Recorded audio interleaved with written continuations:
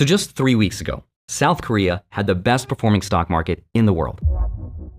The stock market is something called the Kospi, and it's gone up almost 200% in the last 12 months.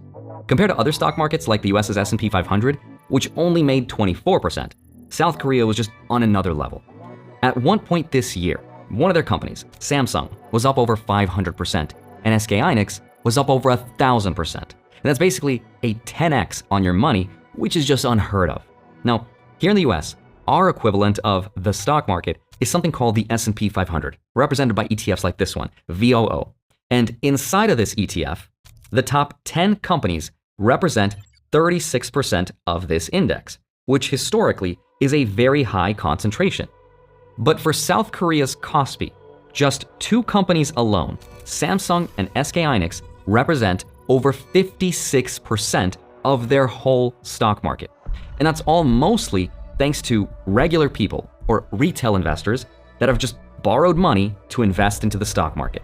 And that's roughly 14 million retail investors. They've put their savings and a huge amount of borrowed money into those 2 stocks. And then, in just 21 days, everything started to collapse.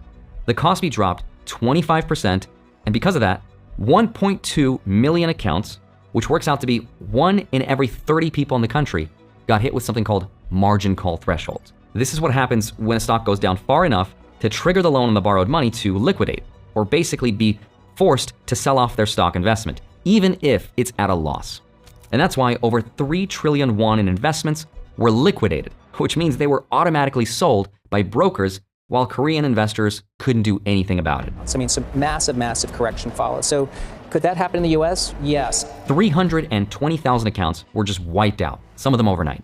It got so bad that the president of South Korea held an emergency intervention for their stock market. Now you might be thinking, okay, well, that's unfortunate for South Korea. That's kind of their problem and it doesn't affect me. But South Korea is doing the exact same thing as the United States, right? They're both running the same version of the same technique, but Korea's just doing a faster, smaller version of the same leverage mechanism the US is.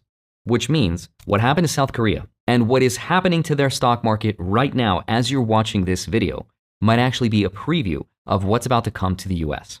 So in today's video, I want to show you exactly what's happening and how this could affect investors here in the US. So with that said, let's get into it. Hi, my name is Andre Jik. Hope you're doing well. Come for the finance and stay for South Korea's market crash. So let me explain what's happening first and how it's all kind of happening in parallel to the United States. So in South Korea, there's about 51 million people. 14 million of them, or 1 in 4, are what's called retail investors. Now they call themselves ants because individually, 1 ant is small and they don't matter, but 14 million ants working together, well, they can move the whole market. Makes sense. And for the last year, that's exactly what they've been doing. Why? It's because South Korea has a cultural expectation that by a certain age, you're supposed to have a good job, you're supposed to own a home, you're supposed to start a family. And the problem is housing in Seoul, Korea has become so expensive that for a lot of young people, owning a home stopped being a realistic goal. In South Korea, there's an expectation that at a certain age, you want to have a good job, you want to own a house, and then you want to start a family. Young people who feel like they're out of options to own a house are starting to invest in stocks so they can start to build wealth. 예, 여러분 안녕하십니까? 고품격 주식 방송 주식은 지금. So a whole generation was like, okay, well, if I can't build wealth through owning a house, the stock market is the only thing I can do. And one of their biggest finance influencers actually said that their last chance to build wealth is the stock market. And if they don't succeed, they're just going to get left behind. So about 14 million people also think this way, which is why they don't just invest, they go all in with leverage. This is where people take out personal loans to buy stocks. They borrow against their salaries.